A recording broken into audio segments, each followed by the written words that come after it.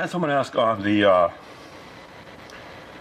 Persuasion Codes group or the Gold Member group about anchoring and amplification. Okay. Okay. And they were really fascinated on how to turn up anchors. Now, there is a reason that we don't do that. Mm-hmm. When you have a feeling, you have that feeling in the perfect level, intensity, that it fits. It fits for you. And the reason is this, really quickly. This is what we call the PZ. I'm channeling Bob. The power zone. Okay? Inside of here, a state exists totally covertly. Mm-hmm. Okay? It exists. It feels natural to them. Naturally. It is something they experience normally in life. Yeah. Right? All right. Yeah. What she said. So that's why it's the power zone. It feels normal. It feels natural. Something someone experiences, and it works for them, and it motivates them, and it feels good. Right? Okay. So. Okay, so we have the power zone here. Now, here's what typical people tell you to do, who aren't us and not very inventive. All right? They want you to take this state, and they want you to crank it and crank it and crank it and crank it. And the thing is, it gets outside the power zone. Now, several things happen. Now, I know people are thinking, but Tom, if bigger, better, brighter. I mean, more is better, right? So if they're excited, then they're really excited. They're way more likely to buy from me, like me, go out with me, be my friend, or do what I want. How can you say that's not true, Tom? Okay. It's not true. Okay. All right. The problem is this. When you get something and you turn it up, and it gets to be here, mm-hmm. It's number one, it's the difference between, I want to turn up attraction. Well, attraction gets to creepy really quick if you crank it up. There's several things that it can happen. It's like, wait, this feels weird. There are several things that can happen. One, it can turn into, this feels unnatural to me, and I'm not going there. Yeah. Two, it can turn into obsession, which is a different feeling. Gets you chased around with a knife, and not good. I knew something that happened to us. It's happened. So it can turn into a different feeling, which can be good or bad. It can be either obsession, it could be creepy, it could be, ooh, I don't want to be this. It can completely throw them out of the state because it feels unnatural. Mm-hmm. Right? And here's the weirdest part of all. When I get people who do this, all right, and they try to anchor it way up here, they end up, and somebody's feeling uneasy, they end up anchoring the uneasy feeling. Mm-hmm. They think they've got this great anchor because they've taken good and cranked good up to like wonderful. Mm-hmm. We had a friend who did that once with a waitress that we had, and she really was kind of going with it. And mm-hmm. she was feeling it, and we were all, and he cranked it up. And then it was great. And she never came back. During the interaction, it was okay, but then she didn't come back. And then I think when she did come back, she was very cold and standoffish mm-hmm. because it got to weird really mm-hmm. fast. And that was the end of that. Does that make sense? Oh, I did it twice. Okay. So, are you following along?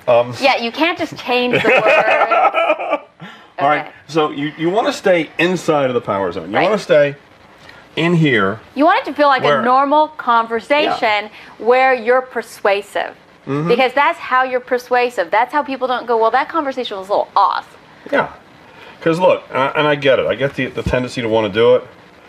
But what that means is, if I elicit a state in someone, if I say, I'm doing an empty bucket elicitation, and I'm talking about selling them a TV.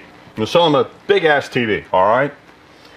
And I look at them and say, look, you know what you're looking for, and you know how it's going to feel when you find it, okay? And they go, oh, yeah, all right. They feel that feeling here. But sure, that's a lower end of an emotion, but that's perfect for them. You start playing around with it, you actually lose power. You lose effectiveness of the anchor, because if you turn that up to here, it's not theirs anymore. Okay? Most people turn it up because of their own sense of inferiority, because they need to be convinced they have the anchor. I don't need to be convinced to have the anchor because I actually know I do. And talking sales, how many of you ever known someone who, when they felt the state higher, they were too excited and had to stop and think about it before they made a decision because it didn't feel like a good decision anymore. Yeah, now it's like, wait a minute, I want this too much. Yeah, I need to That really triggers the fight or flight response because it is now not personal. The other part of that is this. The perfect state is actually a combination of several states. All right, it's actually an environment that they would accept buying something through. So you're not going to take that and turn that up. Where the anchor naturally occurs, where the state naturally occurs, has the biggest and most profound amount of leverage. When you start changing the recipe, you start playing around with it, it's not going to, even if you think it's better, that's how you feel. It's not how they feel. Right. Turning it up could take it from excited, good decision, time to buy, to woo, and then they don't buy. Yeah. Woo, I'm uncertain. Whatever it is, but think about it. You turn it up, and you might lose some of the other feelings that make it the right feeling, and it just don't. Okay, so someone says, I think it is also true when you trigger the anchor too many times. No. You can trigger an anchor as many times as you can, but not within a 5-minute period, all right? So many people, they want to sit there and boom, boom, boom, boom, boom, and they hit that anchor, and people become desensitized, not to the anchor, they get desensitized to your trigger, all right? Now, we anchor things several different ways. Kim uses her hand and her head, so if they get used to this, she'd probably do something else. Well, I do the hand because it makes us team anchor. But the thing is that, think of it another way as well, okay?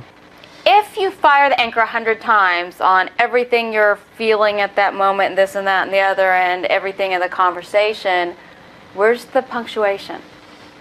How's it special anymore? It might still be working, but it's not special. There's no movement. It's like typing in caps. Well, it's because you're sitting here and you're going through regular conversation. There are lulls, and there's, oh yeah, I didn't really like that. And then there's this feeling that's good, right? It feels good. And then you fire it on everything. The whole conversation's good. And then you go, let's go to coffee, and well, everything's already good. Already good. There's no reason to feel better about meeting you for coffee. Remember about what anchoring is about. It's punctuating your persuasion. It is about movement and creating movement. A move toward or away, right? So you're moving them in a direction.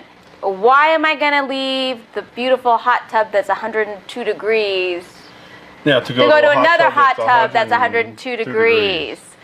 I'm good where I am. Right? You're moving someone from By the way, standing moving up that hot tub up to 110 degrees hurts.